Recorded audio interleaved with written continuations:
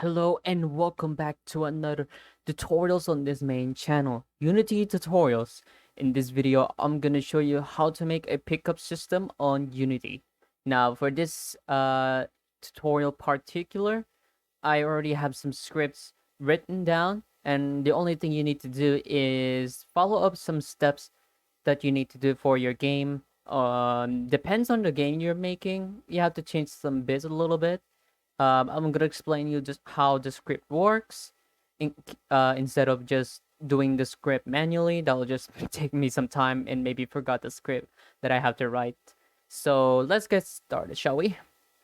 So we got a scene over here, and as you can see, I have a lot of stuff that is happening on the assets right now because I'm using the same project. Um, as you can see, there's the test area, which is the one you're seeing on the one you see on the last episode, and I use that as my foundation to make a horror game. Actually, that'll make a gameplay teasers or some trailer about it. So I'm not gonna show that and rather make a scene instead, and make this a tutorial area. So we have this cereal, right? Everyone likes cereal so much. So so we have a lot of things happening on the inspector. The first one is how the item has a tag of the item. You can do that by adding tag. Then you can click the plus button. Then you can make a new tag, which the one you're gonna do. And you have an interactable script, which is the one I'm gonna open. So let me just go to the interactable script. Yep. So here it is. So let me just close one of these. All right. And the only thing we want to see is the pickup system and the interactable. So, also, why is that? Okay, there we go. So the interactable only has a variables. It doesn't have its own functions. But but the variables we need is a allow pickup and the item string system. All right. So we have a public string variable, item name, and we have a public bool variable, which is allow pickup, which is it's saying if we're allowed to pick this item or not. You will see why. And we have the pickup system that is attached to the main player. And as you can see, there's a lot of it going on right now. So there's some unused variables that I'm seeing. So I'm just delete that. There we go. So we have a lot of stuff going on here. All right. But I set some comments that you're seeing right now, and I'll explain them bit by bit. So we'll do that later for now. And Unity's compiling. So we have the player script, which is the one that I made for the FPS controller tutorial in the in my last tutorial, of course. So this guy have movement script, and we have a pickup system script. Now, if we go to his prefab, you can see that it needs some item hand transform component. So it has item cam and item hand. I don't know why I'm doing this item cam right now. Probably because I need some item layer masking, so that way it will not clip through walls like that. But we're not gonna do that for this episode. So you can just ignore this and make your own transform component or empty object, which is right here, which is gonna be your item hand. And you're gonna set. No, you're not gonna set on tag right now. This thing has an animation. So there it is. There's an item bob, and it has some walking animation. So from this, you don't need to do this. You don't need to do some item bob. You don't need to do some item animation. So just for the simplicity's sake of it, I only add this just for my game. So you don't need to do that. What the important is have this that is attached to your camera, right here. And yes, he has a mouse look script. So, and also it's looking for camera position, which is the main camera of your player, which is this. So you can drag that there. And there's a public variable called equip, and there's a drop force and drop up force, and a rate cost distance and place distance. All right, and there's an interact text, which is looking for the UI, which is right here, and it says press E, which is this text right here is gonna indicate where we want. This thing indicates if we're gonna pick up the object or not. So let's go to the player scene right here, and let's play the game right now and see what it looks like. So right now we have an example scene, and as you can see, it has some walking sound, which is I'm not gonna do that for a tutorial for today. And as we look to the item, it says press E, and we press it, and as you can see, it's now attached to our hand. And if we go look to the hand hierarchy, and here's the item hand that is, and the serial item is now attached to our item hand game object as a parent. So now it has some animations to it to make it look cool. And if we press Q, you can drop the item. Now the force of the item dropping or the throwing is depends on this variable right here.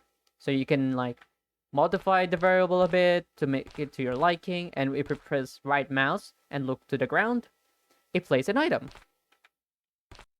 So there you go. Yep, you can place the wall too, but it falls anyway. So yeah, I'm gonna explain the script for this. So let's go for the pickup system script, which is right here. Now there's a lot of variables that we have to put. So let's go for this one. Public transform. So we need a transform of the item hand and the camera position, and public bool variable called equipped, and a normal bool, which is the private, is interacting, and a public float, which is gonna be the drop force and the drop up force, rate cause distance, and place distance, and the public game object interact text right here. You can also put like a serialized field, so you can still access to the inspector, but it's still gonna be private, which is very useful. But right now I'm just keeping it simple. Public layer mask, ray mask, which is I'll explain it later. A transform variable, current object transform, a rigid body variable called current object rigid body, and collider, current object collider. These three particular is gonna grab those components from the object we picked up. And array cause hit info, just name hit. Now for the update function. Creating array cause, which is we need to create array cause, of course, for like detecting the items we're gonna pick up. So ray equals to new ray. That's so mouthful. Cam position dot position, which is if you look right here, creates a ray starting at origin along direction. So this is the origin point, which is the vector 3, which is gonna assign that to camera position, and the direction of the ray, which is also gonna be the direction of the camera, which is cam position dot transform direction, vector 3 dot forward, because it only allows vector 3, so we need to convert that to vector 3 dot forward. I hope that's not that confusing. Now for this comment right here, if the ray cause hits, so we're gonna make a decision if the physics ray cause ray out hit to equal to the ray cause distance, which is the one we made, which is a float variable. Now if we hover right here, it sees looking for ray variable, and now for the hit info variable, oh there you go. Now it's looking for the distance of the ray. So we're gonna do that in a public float variable, so we can optimize how long the ray it is. So there you go. And from this bottom right here, if the hit, which is the hit variable, hit that collider, which is we're gonna grab that collider and then compare that to item. So if we're hitting something that has a tag item, and if the hit collider dot get component interactable dot allow pickup, which is saying is we're gonna grab that interactable script from the item, and if it's allow pickup or not. If it is not, then we can pick it up, I guess. So when that happens, interacting will be equals to true, and the interact text will be set active to true. This is probably not the best way to do this. You can just set the text of the UI to just none, and set the string to, let's say, press E, something like that. Now picking up the object itself. So if we're pressing the key interact, which is the E button, and if we're interacting, which it says right here, now we're interacting if we hover to the item or look at it, and if it's not equipped, just to make sure if we're not equipping anything in our hand. And that means that will be equals to true, and interacting will be equal to false, and also setting the text object will be to false, so that way when we pick it up, the text will be gone.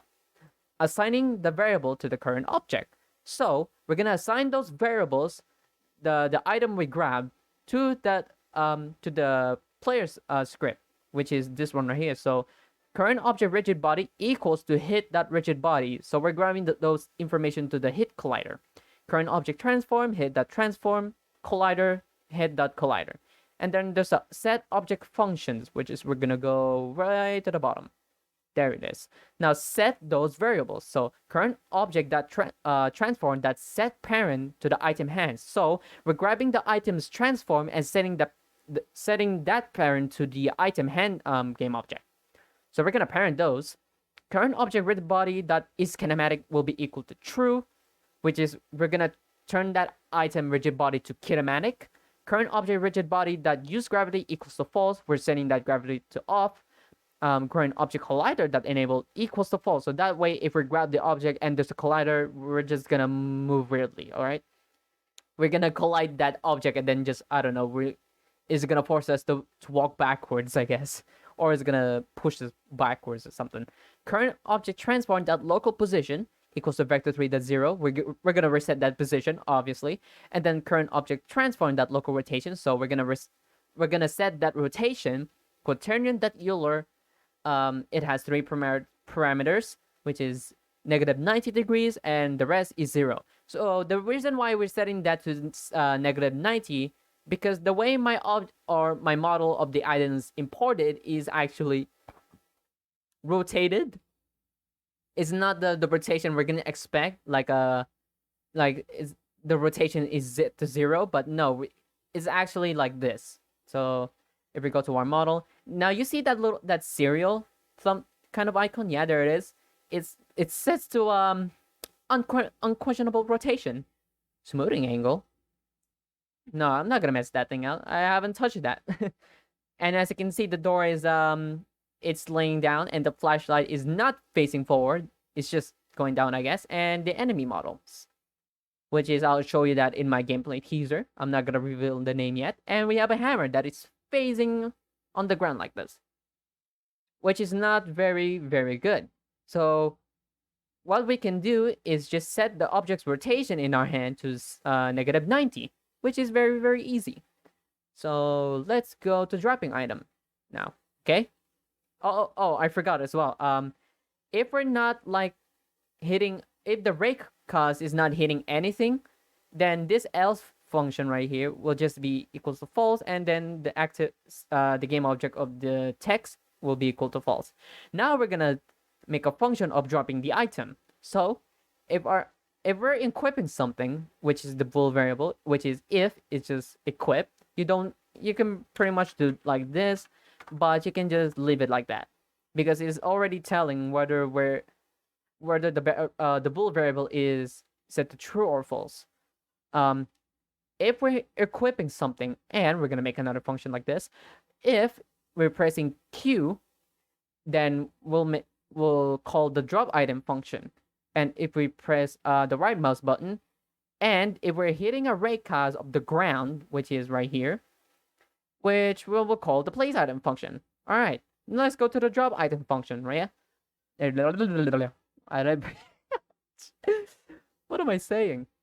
Drop item function right here. Here we go.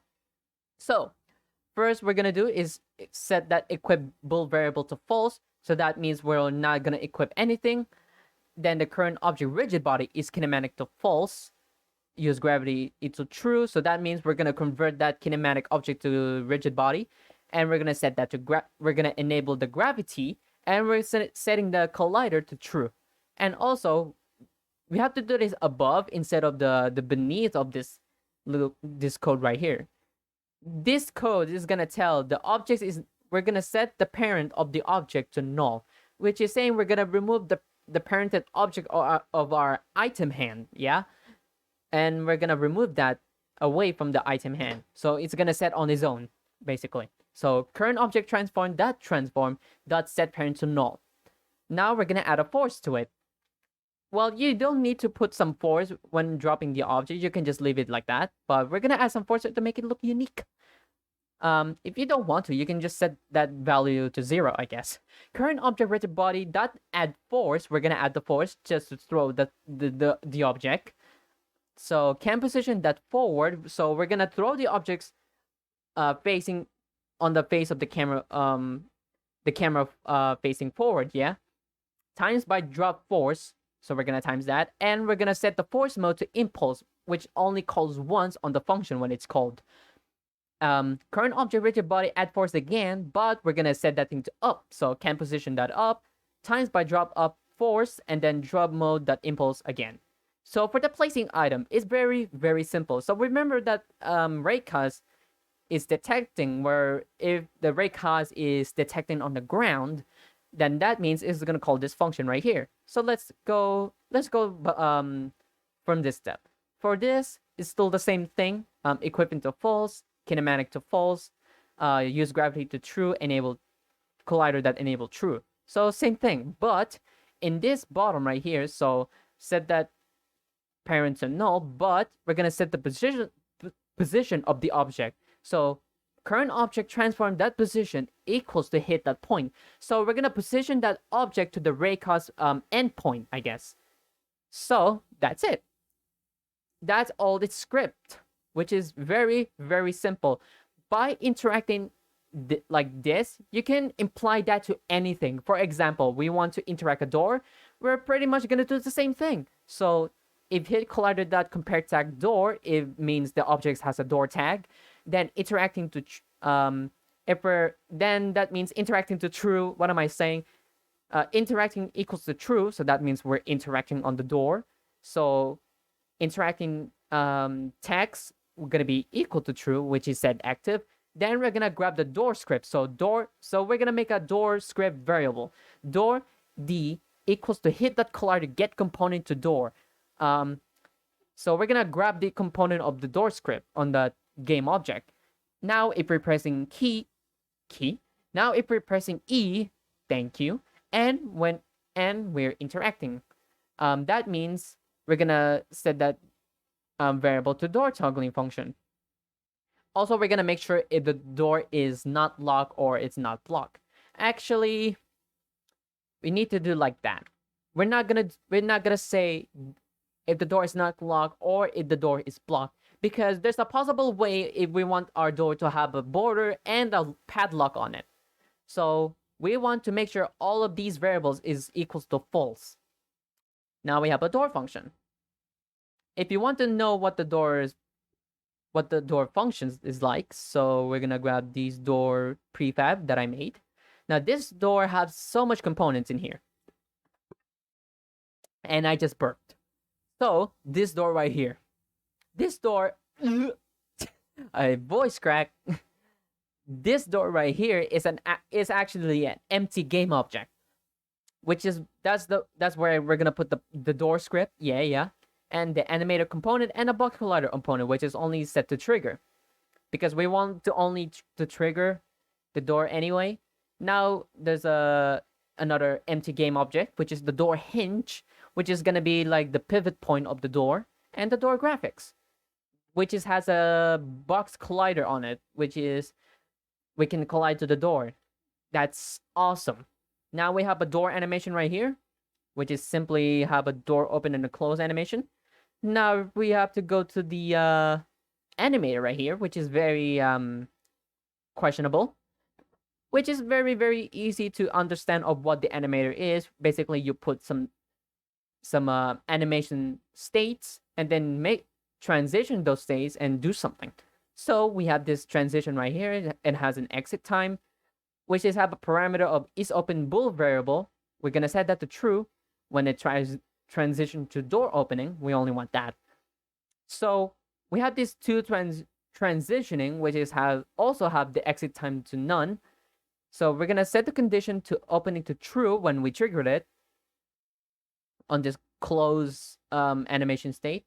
So we're gonna set that opening to true, and we're gonna set that opening when it transition to the door close. Then we're gonna set that condition to false. And when that door close animation transition to the opening animation, we're gonna set those conditions to true. I know it's very, very confusing, but you will eventually get it. All right, if you learn more about Unity. Oh shoot, I just dropped something. Get back here. Ugh. There we go. Are we in the game? Yeah. Okay. So we want to interact the doors. So as you can see, there's also the text appearing. So if you press E, and there it is. Now we can interact to the door. Now, if we set those things locked, as you can see, we're not opening the door just because we have these bools variables is on. Either those variables are activated, we can still interact to the door, unless if those two variables are false. So now we can interact the door again. Yay! So this is very, very useful if you want to have the door borders or locks on it, and then interact that with the key. And that's basically it of this tutorial. Another day. Hopefully, people out there make this video useful for you guys and implement that to your game. If you want to grab the script, then you can get that in the description down below. Like I said, you have a lot of components to set it up instead of just using the script straight off the bat. All right, you have a lot of things to set up, which is, I know it's gonna be a very daunting task, but it's gonna be worth it on the end. So there you go. You have an item picking up system with throwing and placing items. So if you like this video, please consider subscribing and liking the video. Will be very, very helpful and make me make more videos like this. And I'll see you guys in the next video. See ya.